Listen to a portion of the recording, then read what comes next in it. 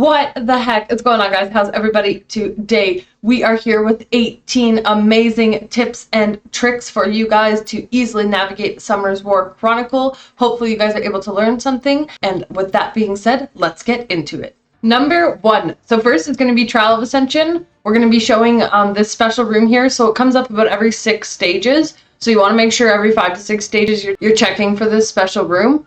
So I'm going to show the rewards and stuff and try to clear number 10 for you guys so you guys can see. So basically it's just going to be like a big horde of monsters that you have to kill. And so here you guys can see, here is the rewards.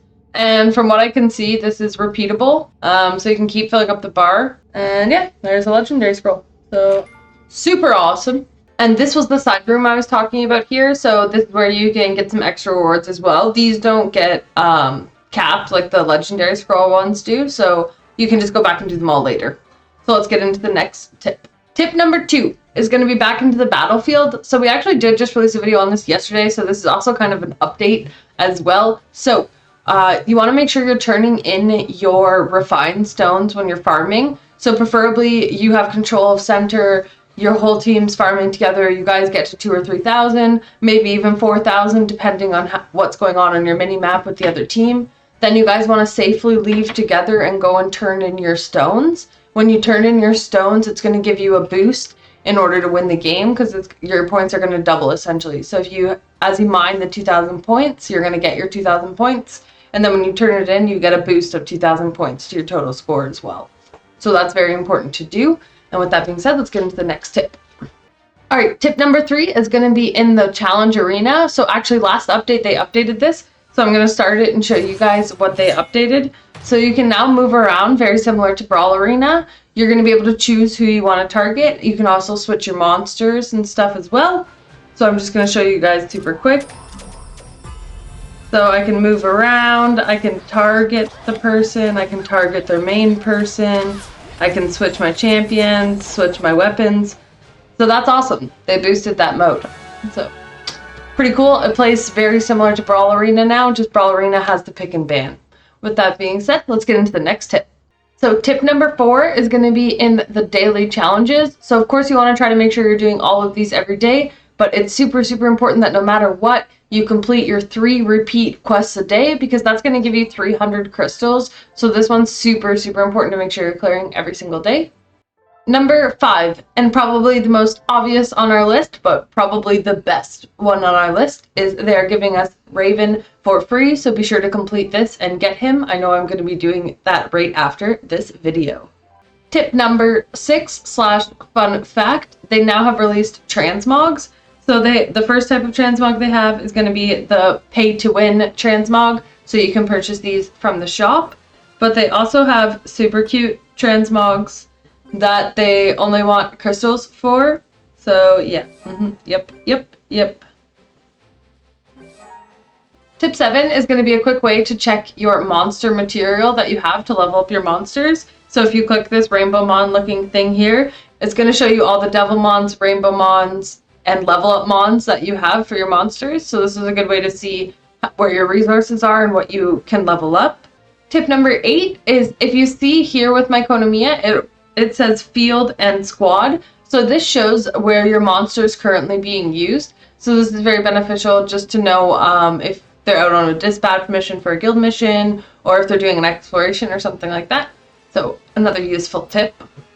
Tip number 9. So this came with the last update as well. They recently have added a rune storage. So this is a good place to store your crap legendaries that you want to give for guild missions because it's going to ask you to give over legendary runes, and obviously those are super valuable. Sometimes you're going to have one so you can't use, like flat stats in slot 2, 4, or 6 and things like that. And you can also put in your runes that you may need for alchemy later, so be sure to just be keeping an eye on certain missions that you're going to need runes for, and the storage is a good spot to keep those, as well as just extra space for good runes. Tip number 10 is in the guild request office. So I know it only says that you can receive 3 rewards a day, so it counts down, so I'm at 0 of 3. However, if you come to contribution and hit daily contribution details, we can see here that we can gain up to 1,000 points a day. It also breaks down what each mission's points are worth as well. So that's worth taking a look at as well. So you want to, if possible, be getting your 1,000 a day for your alliance.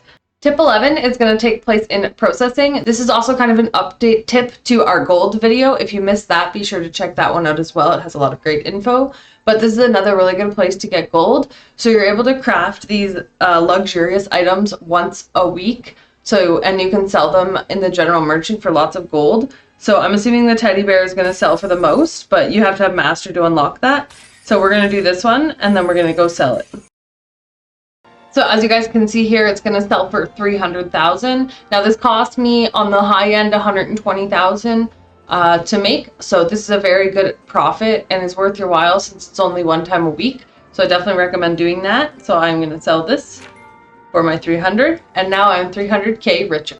So tip number 12 also came from the last update. So they added another section to the collection challenge that can be found in the book. So the last one here is the surprise challenge. So if we click on this, it's just asking for various types of materials. So we want to be sure we hand that in to get our rewards. Tip 13 is going to be a quick and easy way to catch fish. So we all know that the guild missions, the catch fish is a big one. You also need them for your cooking. So what you're going to do is you're going to click the fish, and it has a description here. So this is going to tell you what type of bait you need in order to catch the fish more easily. And then also if you click this blue icon here, the location, it will show you exactly where you can go in order to catch these fish. So with the right bait and the right location, catching the fish you need should be easy. Tip 14 is to remind you guys that it is not a waste to summon the 1 and 2 star monsters, because as you summon more and more of them, you're going to get innate stats that help boost your summoner and your monsters. So if I click this first guy here and I click the magnifying glass, we can see that once I hit 200 of him, I will get another additional +1 attack overall to my team. And as you continue to progress, it'll move up more and more. And also, if we continue to progress with the number of stars it has, if I go to a nat 5 here and hit the magnifying glass, we can see that it becomes much more potent and much better stats that we want to gain. So Bastet, we should all have relatively high. So she's a really good one, and they all have different ones. So be sure to be keeping up on that and checking in. Tip 15 can be found in alchemy. So if we scroll all the way to the bottom, we can see that this is where we are going to be able to craft what we need to awaken or level up our summoner. And that's going to allow us to wear better gear. So it's really important that you make sure that you are doing this. And where you can get the stuff to craft them is from Sunken Runes, Distorted all the high level dungeons. Yeah, like all the high level dungeons. You can always check the rewards from each dungeon to know where you can get it from. Tip 16. Also in alchemy, once you get a high enough level, you can craft these skill up books, which are going to give you +1 skill point so that you can level up your passives and skills much more quickly. Tip 17 can be found at the exploration captain in any of the main worlds. You can find him on your mini map. You can scroll down through all the guides and hit exploration captain. So this is really important in order to be gaining materials for the processing and the alchemy and your blacksmithing and all that fun stuff, even your cooking as well. So what you do is you click on the whatever you want and you send out the guides that it tells you to. You can level it up based on how strong you are, and you can also choose anywhere from 2 to 6 hours to send your guys out. And then when they come back, you can hit complete exploration and you get tons of goodies.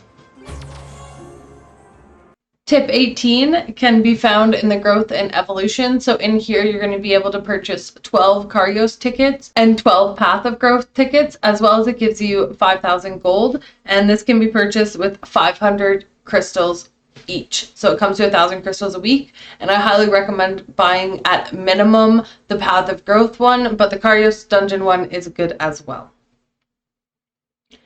And there you have it, guys. 18 tips and tricks on how to better your Summoners War Chronicles experience. Hopefully you were able to learn something. Be sure to comment down below and tell us how many you didn't know about, and tell us if we missed any that you think that the community needs to know.